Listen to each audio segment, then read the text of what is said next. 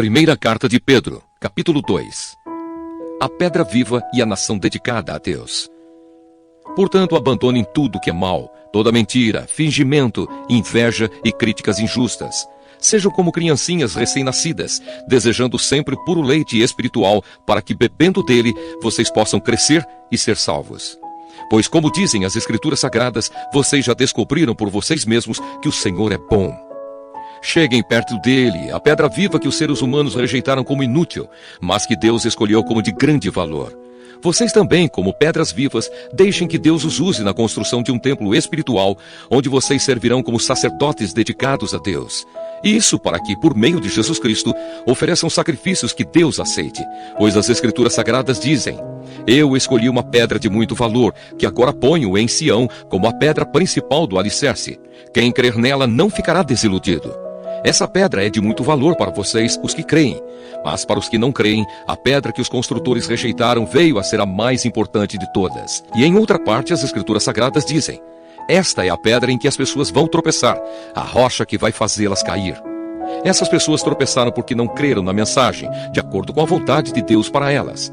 Mas vocês são a raça escolhida, os sacerdotes do rei, a nação completamente dedicada a Deus, o povo que pertence a Ele. Vocês foram escolhidos para anunciar os atos poderosos de Deus, que o chamou da escuridão para sua maravilhosa luz. Antes, vocês não eram o povo de Deus, mas agora são o seu povo. Antes não conheciam a misericórdia de Deus, mas agora já receberam a sua misericórdia.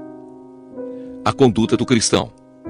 Queridos amigos, lembrem que vocês são estrangeiros de passagem por este mundo. Peço, portanto, que evitem as paixões carnais que estão sempre em guerra contra a alma. A conduta de vocês entre os pagãos deve ser boa, para que quando eles os acusarem de criminosos, tenham de reconhecer que vocês praticam boas ações e assim louvem a Deus no dia da sua vinda. Por causa do Senhor, sejam obedientes a toda a autoridade humana, ao imperador, que é a mais alta autoridade, e aos governadores, que são escolhidos por ele para castigar os criminosos e elogiar os que fazem o bem. Pois Deus quer que vocês façam o bem, para que os ignorantes e tolos não tenham nada que dizer contra vocês. Vivam como pessoas livres. Não usem a liberdade para encobrir o mal, mas vivam como escravos de Deus. Respeitem todas as pessoas, amem os seus irmãos na fé, temam a Deus e respeitem o imperador. Cristo, exemplo para os sofredores.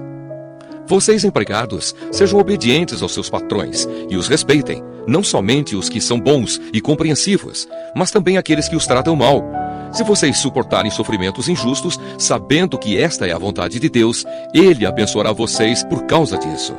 Pois se vocês fazem o mal e são castigados, qual é o merecimento de suportarem com paciência o castigo? Mas se vocês sofrem por terem feito bem e suportam esse sofrimento com paciência, Deus os abençoará por causa disso, pois foi para isso que Ele os chamou.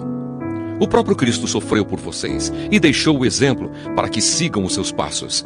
Ele não cometeu nenhum pecado e nunca disse uma só mentira. Quando foi insultado, não respondeu com insultos. Quando sofreu, não ameaçou, mas pôs a sua esperança em Deus, o justo juiz.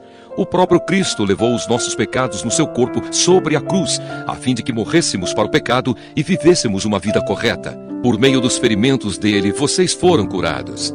Vocês eram como ovelhas que haviam perdido o caminho, mas agora foram trazidos de volta para seguir o pastor que cuida da vida espiritual de vocês.